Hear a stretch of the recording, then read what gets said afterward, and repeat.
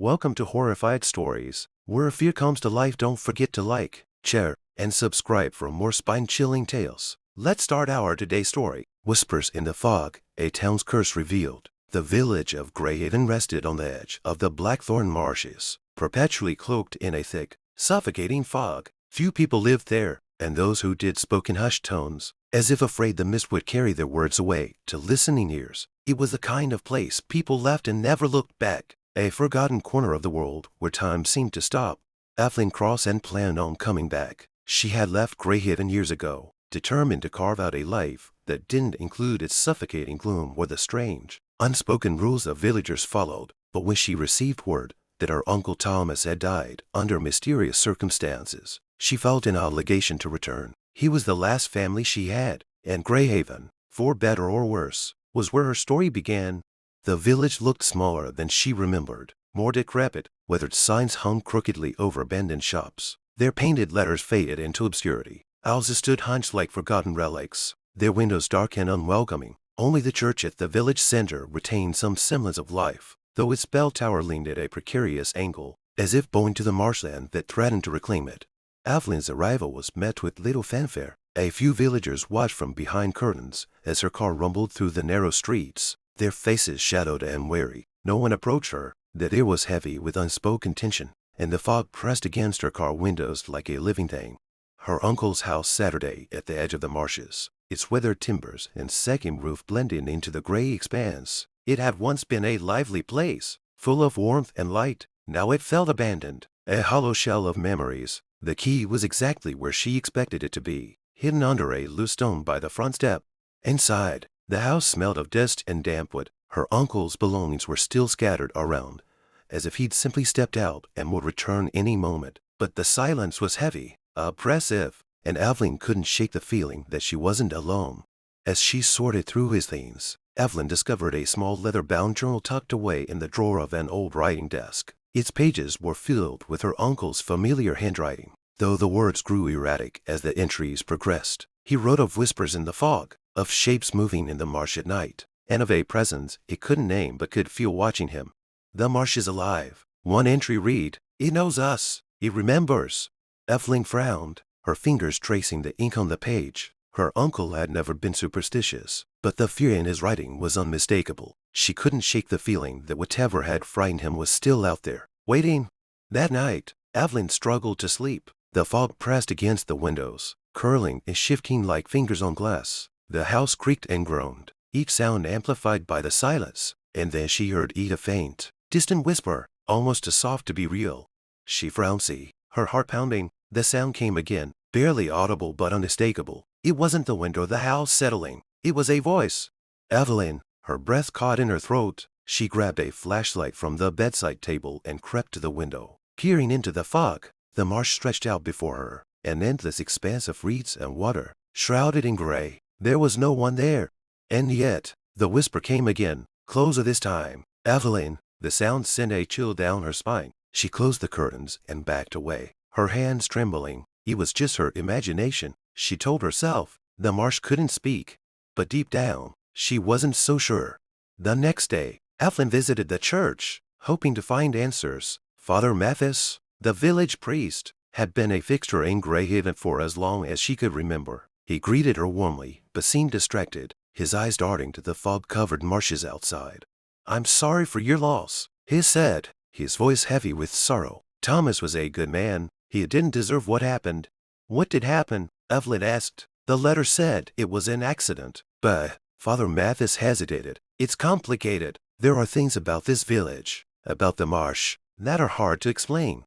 "Try me," Evelyn said, her tone sharper than she intended. "I'm not leaving until I understand what's going on." The priest sighed, rubbing a hand over his face. "Your uncle believed the marsh was cursed. He said there was something out there, something old and angry. He started hearing voices, seeing things in the fog. I thought he was imagining it. But now what?" Evelyn pressed.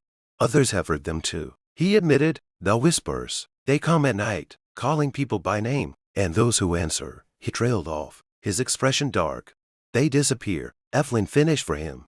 Father Mathis nodded. "The marsh takes them. It's always taken them." Evelyn spent the rest of the day piecing together her uncle's notes. mapping out the areas he had mentioned in his journal. Each entry painted a picture of a man spiraling into paranoia, but there was a pattern to his observations, a place in the marsh where the whispers were strongest. That evening, as the sun dipped below the horizon and the fog rolled in thicker than ever, Evelyn found herself standing at the edge of the marsh, the journal clutched tightly in her hands. The reeds swayed in the windless air, and the water shimmered with an unnatural light. She knew she shouldn't go in. Every instinct screamed at her to turn back. But the whispers were calling her, pulling her forward with an unseen force. Evelyn stood at the edge of the blackthorn marsh, the journal in her hands and the fog curling around her feet like cold, spectral tendrils. The whispers were louder now, insistent, their words just beyond comprehension. They weren't voices of strangers who were familiar. Her mother, her childhood friend Marcy, her Uncle Thomas. Come to us. It wasn't possible. It had to be a trick, some cruel illusion. And yet, Evelyn's feet moved forward as if guided by an unseen hand.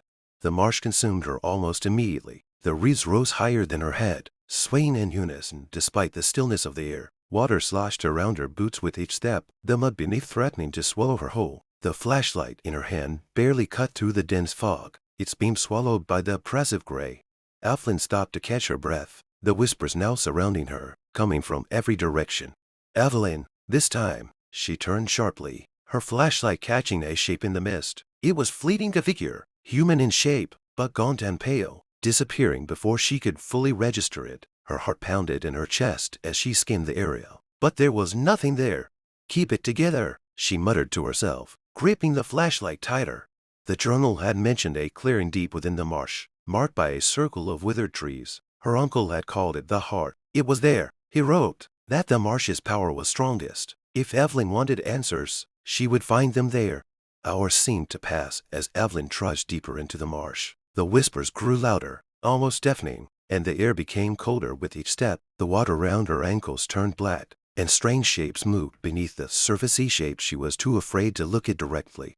And then she saw it, the circle of withered trees, their bark bleached white and their branches twisted into grotesque shapes. The clearing was unnaturally quiet, the whispers silenced as if they were afraid to intrude on the space.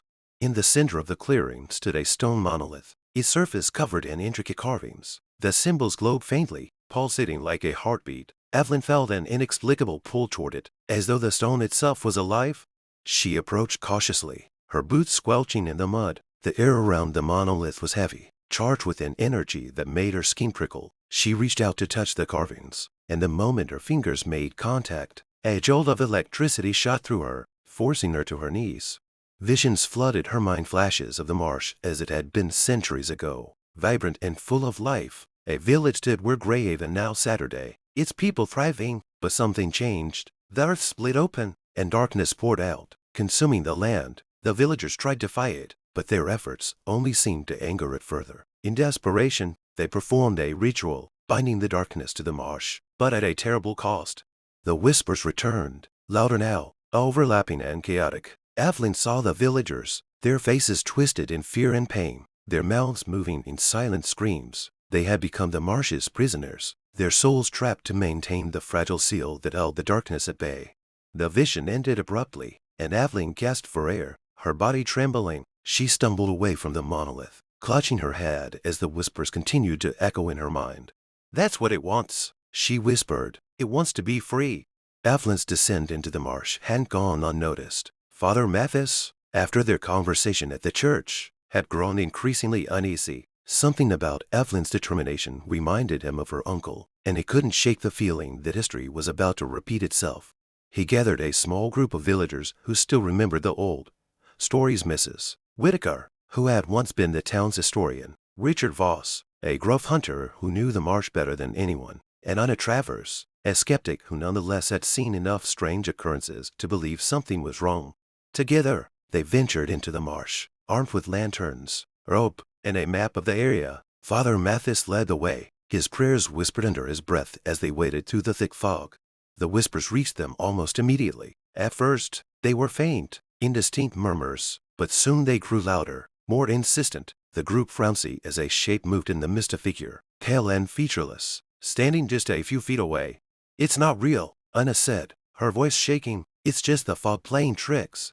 The figure tilted its head, as if studying them, and then vanished into the mist.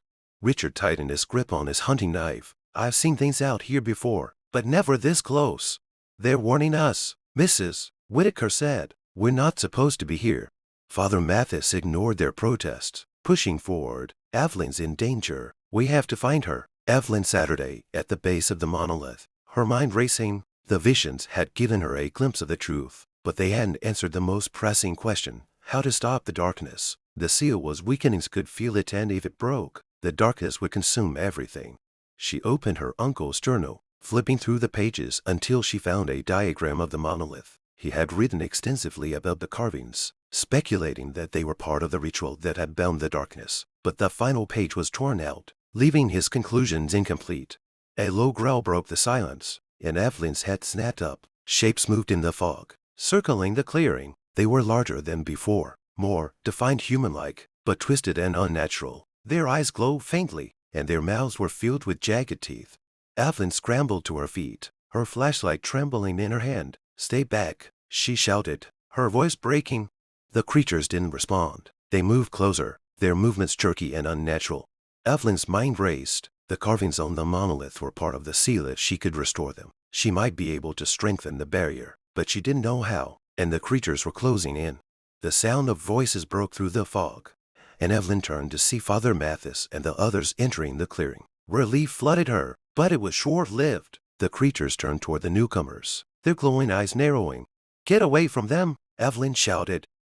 The creatures attacked, their movements unnaturally fast. Richard fired a shotgun blast, the sound echoing through the clearing, but the creatures barely flinched. Father Mathis grabbed Evelyn's arm, pulling her toward the others. "We need to leave," he said. "No," Evelyn said, her voice firm. "The monolith is the key. We have to fix the seal." "Ow," Anna demanded, swinging a lantern at one of the creatures. The light drove it back, but only for a moment. "I don't know," Evelyn admitted, "but if we don't, the marsh will take all of us." The clearing was chaos. The creatures moved like shadows brought to life, their limbs stretching unnaturally. Their glowing eyes locked on the group. Evelyn clung to Father Mathis as they stumbled back toward the monolith. Her mind raced at every second they hesitated. The seal weakened, and the darkness grew stronger. Anna swung her lantern again, the bright light scattering two of the creatures like smoke caught in a gust of wind. "These things hate the light," she yelled. "Then keep it on them," Richard bellowed, firing another shotgun blast. This time, the closest creature staggered back, its form flickering before it dissolved into the fog. "Focus on the monolith," Evelyn shouted, breaking free of Father Mathis' grasp. "We need to fix the carvings." Father Mathis hesitated, then turned to Mrs. Whitaker, who had frowned in fear at the edge of the clearing. "Help her," he ordered. "You know the old stories better than anyone." Mrs. Whitaker blinked, her expression snapping into focus. She rushed to Evelyn's side, her hands trembling as they traced the carvings on the stone. "These symbols, they're part of the binding ritual, but they're incomplete. Some of the lines are missing." Evelyn opened her uncle's journal, flipping desperately through the pages. He wrote about this. There has to be a way to restore them. The ground shook beneath their feet, the tremor sending ripples through the black water surrounding the clearing. The creatures shrieked, their forms growing more solid, their movements more erratic.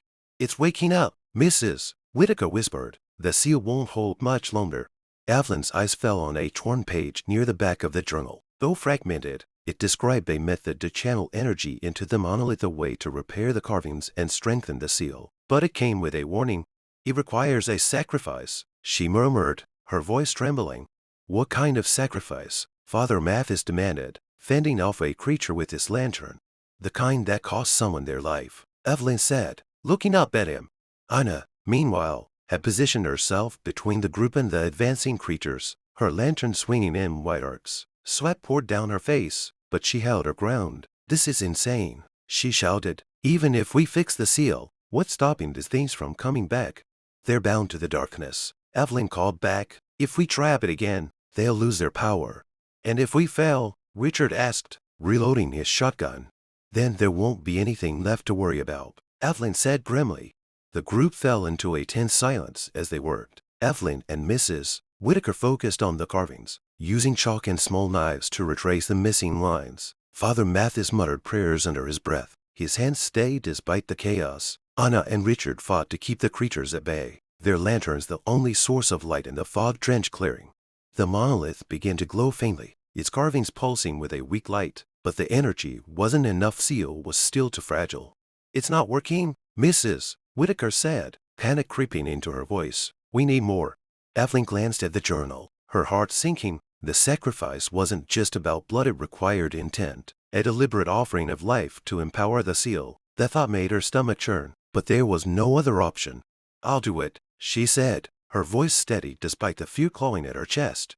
Father Mathis turned to her, his face pale. "No, there has to be another way." "There isn't," Evelyn said. "The seal was made with the blood of the villagers who first bound the darkness. It needs another life to restore it before anyone could stop her." She placed her hand on the monolith. The moment her palm touched the stone, a searing pain shot through her, forcing her to her knees. The carvings glowed brighter, and the creatures screamed, their forms writhing as if they could feel the seal strengthening.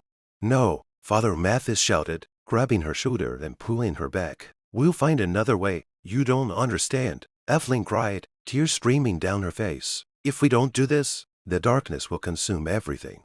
Richard stepped forward, his expression grim. "She's right, but it doesn't have to be her." Before anyone could react, he handed his shotgun to Anna and knelt before the monolith. "I've lived my life," he said. "Let me do this." "Richard, no," Anna cried, grabbing his arm. "Keep them safe," he said, his voice firm. Then he pressed his palm to the monolith. The light surged, blinding and intense. The ground shook violently, and the air filled with an ear-piercing shriek. The creatures dissolved into the fog, their forms scattering like ash in the wind. Evelyn watched in horror as Richard's body crumpled, his life force absorbed by the monoliths. The carvings glowed with a brilliant, steady light, and the tremor ceased.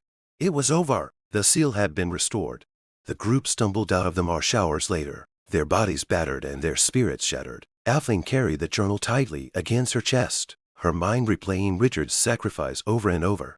When they reached the edge of the village, the fog began to lift. For the first time in decades, sunlight broke through the clouds, bathing Grayhaven in a golden glow. The villagers emerged cautiously from their homes, their faces filled with a mix of relief and confusion.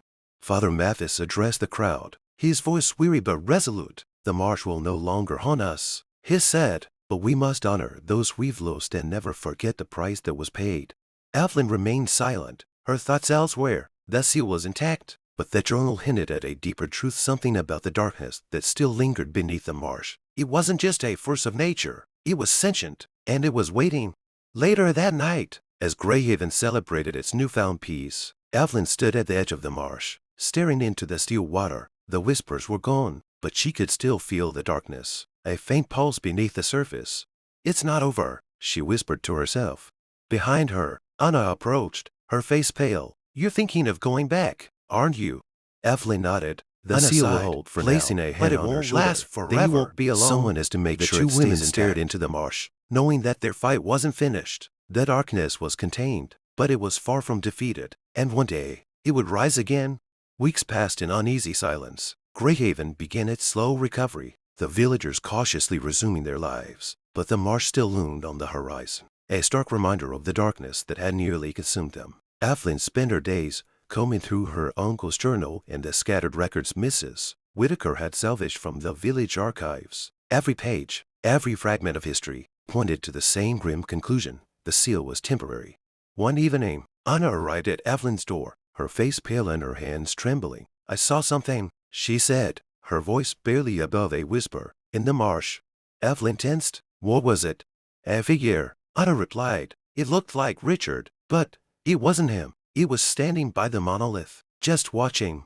Evelyn's stomach turned. Richard's sacrifice had restored the seal, but his soul, like those before him, was now bound to the marsh, and if the darkness was stirring again, it meant the seal was already weakening. That night, Evelyn returned to the marsh with Anna by her side. The fog was heavier than before, its tendrils curling around them like cold, skeletal fingers. The whispers had returned, faint but insistent, growing louder as they approached the monolith. The clearing was as they had left, its silent, oppressive, but the glow of the carvings had dimmed, their light flickering like a dying flame, and standing before the monolith was Richard. Evelyn's breath caught in her throat. His form was translucent, his eyes hollow. He turned to her, his expression a mix of sorrow and urgency. "You shouldn't be here," he said, his voice distant, echoing as if from another world. We had no choice. Evelyn replied. The seal is failing again. What's happening? Richard's form flickered. The darkness. It's stronger than before. The seal won't hold. It's adapting, feeding on the fear and pain of those it's claimed. Evelyn's heart sank. The seal wasn't just a barrier. It was a battle of wills, and the darkness was learning how to break free. What do we do? Anna asked, her voice trembling. There's only one way, Richard said. The seal must be remedied with blood, but with something stronger. A connection, a bond. What does that mean? Evelyn asked, her mind racing. Richard looked at her, his gaze piercing. It means one of you must stay, not as a sacrifice, but as a guardian. You'll be tied to the marsh, bound to the seal for as long as it holds. Anna's eyes widened. You're asking her to give up her life. It's the only way, Richard said. The darkness will always find a way to weaken the seal unless someone is there to fight it. Evelyn's hands trembled as she looked at the monolith, the carvings glowing faintly beneath its surface. She had always known the marsh would demand more from her, but the thought of being bound to it forever was almost too much to bear. I'll do it, she said finally, her voice steady. No, Anna said, stepping forward. You've already done enough. Let me. Evelyn shook her head. You have a life, Anna, a future. I've been tied to this place my entire life. If anyone should stay, it's me. The two women locked eyes, the weight of their decision hanging between them. Finally, Anna nodded, tears streaming down her face. Just promise me one thing, she said. Don't let it take you. Evelyn smiled faintly. I won't. The ritual was unlike anything Evelyn had experienced. Standing before the monolith, she placed her hands on its surface, the carvings warming beneath her touch. The light grew brighter, enveloping her in a cocoon of energy. She felt the marsh's presence seep into her mind, its whispers, its memories, its pain. But she also felt something else, a connection to the villagers who had come before her, their spirits bound to the seal.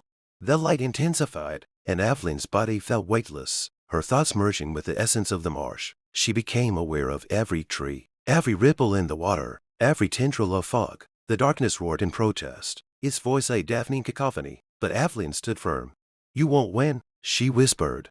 The monolith's glow became blinding, and the darkness recoiled, retreating to the deepest corners of the marsh. The carvings pulsed with renewed energy, their light steady and strong. The whispers faded, replaced by a profound silence.